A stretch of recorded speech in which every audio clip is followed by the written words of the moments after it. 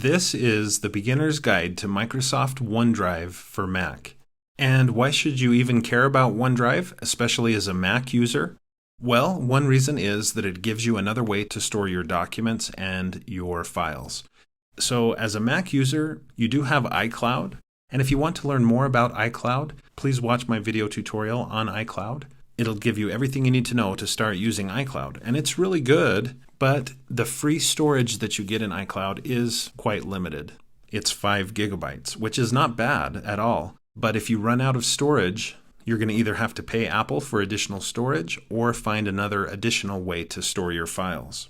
So many people end up using OneDrive and iCloud, and some end up using also Dropbox. And I'm an example of that. I use all three of those products. And one of the reasons I like OneDrive and also Dropbox and iCloud is that they help me organize my files. You can see my desktop here is littered with documents and things like that. And some people like to store these right on the hard drive inside of folders and things like that. And in theory, I like to do that too, but somehow my desktop gets very cluttered. So one option for me is to store these documents in the cloud, especially if they're documents that I want to be able to access on any computer in the world and even any device at all that has a web browser. And I'll be able to access those files and folders and documents, and I'll be able to even edit them if I want to and things like that. Okay, at this point, I'm ready to sign up and start using this. And you can see that there is an option to sign up for free. Another option is to buy Office 365. But let's take a look at the plans that are available. The good news is we do have a free basic account that gives you the 5 gigabytes of storage. If that's not enough for you, you can upgrade for $1.99 a month and get 50 gigs, and it just goes up from there. And I would guess that many of you that are watching this video, you might already have an Office 365 account that you've purchased for yourself and your family, or you might have one through your business. And if that's the case, then there's no additional cost. You've already signed up for this. You just might not be using it. So let's fix that. Let's learn how to use it. So I'm going to click here on the free account. I'll click sign up. And here I need to put in an email address that will be associated with my OneDrive account. And this is actually a Microsoft account we're talking about here. So some of you already have this. If you have an Xbox account, if you had an old Hotmail account, or let's say you have an Outlook account, then you most likely have a Microsoft account that's already set up with OneDrive. But if you don't have any of those, just put in an email address, then you'll have to choose a password, and there are a few other questions that you might have to answer in order to set up your account, and then you can get started using OneDrive. Give me a minute to get signed into my account, and then I'll show you what to do from there. All right, I've signed into my account. Now, when you set up your OneDrive account for the very first time, it might just take you directly into OneDrive. For me, because I had a pre-existing account and I signed into my Microsoft account, it took me here to my Microsoft account homepage, and it's got all this information about the different services that I have access to the different devices that are associated with my account, etc. But if I'm just interested in OneDrive, I can just go to OneDrive.com. And it opens up, and because I've signed in, it recognizes who I am, and it takes me to my OneDrive homepage. Now, just so you know, if you do use other Microsoft products online, you can get access to them quickly from OneDrive using this app symbol here in the upper left. You can just click there and switch to Microsoft Tasks. You can switch to Microsoft Calendar, and there's Word, Excel, and PowerPoint online, as well as OneNote, some really great tools. And if you're interested in learning about these, I already have some video tutorials you can watch to learn more about these. For example, I have a OneNote online tutorial, and I have PowerPoint, Excel, and Word tutorials, but those are for the desktop app, not necessarily for the online Microsoft Office apps. If there's interest, though, if you'd like me to make tutorials for these online versions of these products, just let me know in the comments below, and I'd be happy to explore that idea. I also have a tutorial on Sway and several other of these tools. And you can get to them directly from OneDrive by using this app symbol and then selecting a particular tool. I'm going to close out of that though and go back. So here in my OneDrive account, you can see that I already have some things. I have some folders, one for pictures, one for documents, and then I have some individual files here. And I really probably should file these away. And sometimes you can click and drag and then drop these files inside the folder that you want them to go to. You can see it worked there. It seems to work best when you click and drag on the actual name and then you drop it on the actual name of the folder. That's when it seems to work the best for me anyway. Another way to move files and images is to click the check mark and then choose Move To, and then you can select where you want it to move. So that's another way to file things properly and to put them where you want them to be. Now, what if you want to create your own folders? All you have to do is right-click in a blank space and choose New, Folder, and then give it a name. So I'll call this English 1. Let's say I'm an English teacher and I want to create a folder and then store documents in it. I've just set up a folder for that. I can even double-click on it to get inside that folder and then create a new subfolder. I could call this Chapter 1. Tap Enter or click Create, and it creates that subfolder. And I could continue to do this, creating folders and subfolders for me to store my documents online in the cloud. And you'll notice here that I have basically a breadcrumb trail. I think that's the official name for it. It pretty much shows me how I got to where I am. So here I am in English 1, and I got there through Files. If I want to jump back to Files, I just click on it. It takes me back to Files. Now, in addition to creating folders and subfolders, you can also right-click on a blank space and choose New, Word document, Excel workbook, PowerPoint presentation, etc.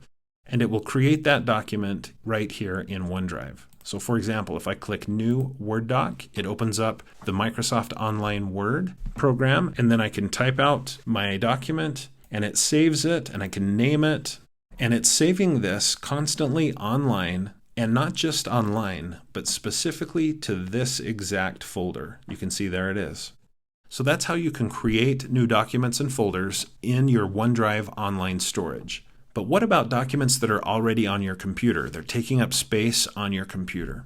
Like here on my desktop, there's way too much there. There's a couple of ways I can get those documents into my online OneDrive storage. One way is to just click and drag and drop those files onto my OneDrive homepage. Or I could do the same within a folder. I could have opened this pictures folder and then dragged the picture of the waterfall in. That would have made more sense and probably saved me another step. But now that that's done, I can click back on the files in the breadcrumb trail, and you can see there's the waterfall picture that I uploaded. I can X out of it to get back to my list of files. Now, one thing to be aware of is that you can change the look and feel of your files by clicking here and changing it to a list view. You can change it to a tiles view or a photos view, whatever you prefer. Now, in addition to clicking and dragging and dropping files into your OneDrive space, you can also just use this upload button. So for example, here in Documents, I could double click to open Documents. I could then click the upload, and I could upload files or folders. And I'll just click Files. It's going to open up, in this case, to my desktop, because that's where I've been working. And let's say I want to upload this video of nature scenes. I click Open, and it's uploading that document. So that's another way to add documents into OneDrive. So this is one way that people use OneDrive. They use it strictly in the cloud. They upload their documents, and to save storage on their computer hard drives, they then delete the documents off their computer hard drives. That way, once the files and documents are safely stored in their online OneDrive, they don't take up any space on their computer because the original is deleted off the computer. Some people love using OneDrive that way, but there is a downside to doing that. If the files only exist in your online OneDrive, let's say you're not connected to the internet, then you don't have access to your files. You can't download them again. You can't open them because the internet is not available. In that case, and for that reason, many people choose to install a desktop version of OneDrive on their computers. And that desktop app works to constantly sync all of your online OneDrive files and folders to your computer. That way you always have access to them, you can always look at them, you can work on them, and they sync when they're connected to the internet. But if you're not connected to the internet, that's okay, you can keep working anyway. The downside to doing this sync method is that OneDrive doesn't save you any storage space in that case. The files end up existing both on your computer, taking up storage, and in OneDrive, and in fact on every computer that you choose to sync your OneDrive to. And so there are some downsides and some positive aspects to it as well. Let's look at how to set up the OneDrive app on a Mac computer. The way you do that is down here in the lower left corner, you click Get the OneDrive Apps, and OneDrive detected that I'm on a Mac computer, and so it says Install OneDrive for Mac. I click Download, and it's downloading a package from the internet that will help me to install OneDrive on my computer. Okay, it's finished downloading, and I can now just click on it here. I'm using Google Chrome, and so it lists for me down here all of the downloads. If you use a different browser, it might not show up like that, but it probably downloaded into your downloads folder, so you could just go there to select it, click Continue. It's going to take up 140 megabytes of my computer. I could change the install location. In my opinion, the only reason to do this, to change the default install location, is if you have two hard drives. If you want to install this maybe on the second hard drive, then click on that. But otherwise, just click Install, and it will start installing OneDrive on your computer. All right, it's done. I click Close, and it's giving me a chance to just move the installer to the trash. I am going to do that because I don't need it now. So now what? I've downloaded and installed OneDrive. Now what? What do I do? Well, it's in my apps. So if I go to my Applications folder, I can find OneDrive. It looks like these two clouds. Even easier than that is to just click on this magnifying glass and do a spotlight search for OneDrive. And I'll just tap Enter on the keyboard, and it opens up OneDrive. On Mac computers, the OneDrive app appears here at the top of the screen, right here. Okay, it looks like OneDrive is officially installed, and I just need to now sign into my account. And for you, even if you've just now signed up for the online OneDrive account, like I just showed you how to do, even if it's brand new for you, you can now sign into that new account, and it should start syncing to your computer. So give me a minute to sign into my OneDrive account, and I'll resume the video. All right, I've signed into my account, and it's going to tell me a little bit about this new app that I've now installed on my computer. One of the nice features that I get here is I can choose to sync the entire OneDrive to this computer, or I can just sync specific folders. In this case, I'm going to sync everything, but that is a nice feature to be able to pick and choose what gets synced to my computer. If you're concerned about taking up too much storage on your computer, you might want to uncheck some of these. But I'll just leave them checked, click Next, and open my OneDrive folder. All right, I'm going to go ahead and close this folder actually at this point. I just want you to see up here at the top, the OneDrive symbol has changed. The icon now is black and not gray, and that's because it's connected, it's syncing to the internet. And you can see that quickly all of these documents have been synced to my account. All of these documents that are here in the online OneDrive storage are now also on my computer. To actually see that folder where these are stored, at any time I can just click that symbol, go down to Open Folder, and it shows me my OneDrive folder. And now, if I want to add anything into OneDrive, it's as easy as opening this folder, selecting files, images, folders, whatever it might be, and dragging them into this folder and just dropping them in there. You can also double-click to open a folder or a subfolder, and then drop the file into your OneDrive. And so that way you're kind of organizing things the way you really want them to be. Now, just to demonstrate that this is syncing from my computer to my online storage in OneDrive, let's say I delete this document called List of Suppliers, and I delete it here in my OneDrive on my computer, the OneDrive folder that is set up and synced through this symbol here. I believe that that's here in Documents. There it is. I select it, and I delete it, and let's see if that syncs.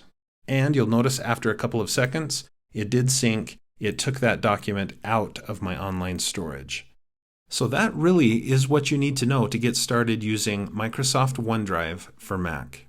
If you're interested in learning more about OneDrive for Mac, just tell me that in the description below by leaving a comment, and I'll consider making more OneDrive for Mac tutorials. In the meantime though, thanks for watching. I hope you found this tutorial to be helpful. If you did, please click the like button below and consider connecting with me on my social media accounts like Facebook, Pinterest, and Twitter. And definitely do subscribe to my YouTube channel for more videos about technology for teachers and students. And when you do subscribe, please click the bell next to the subscribed button. That way, you'll be notified whenever I post another video. And watch for another video from me at least every Monday. If you'd like to support my YouTube channel, consider becoming a supporter of mine through my Patreon account, and you'll see a link to that in the description below.